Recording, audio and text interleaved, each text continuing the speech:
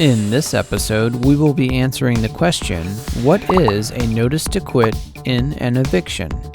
This answer is brought to you by Amer USA, where you can screen tenants 24 hours a day.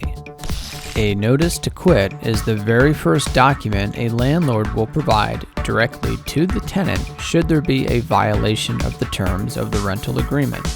Depending on the type of violation committed by the tenant, the landlord will have the option of choosing between one of two types of notices to quit. The first type is simply a notice to quit. This applies to any violation that a landlord is not obligated under the law to allow the chance to correct the problem. The second type is known as a notice to cure or quit, which is also sometimes called a notice to pay or quit.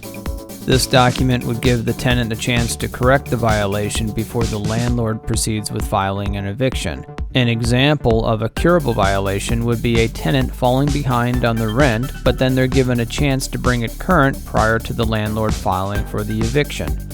Another example would be a tenant bringing home an unapproved pet, but then the landlord gives the tenant an opportunity to place the pet into another home prior to proceeding with eviction. Each state will have its own requirements for providing such a notice to a tenant, but most forms are typically a single page and are pretty easy to complete. To properly deliver the notice to the tenant, one copy would be mailed certified, the other one could be simply delivered to the door or posted in a conspicuous place where they're sure to see it. If you would like to see more videos about being an American landlord, please like and subscribe.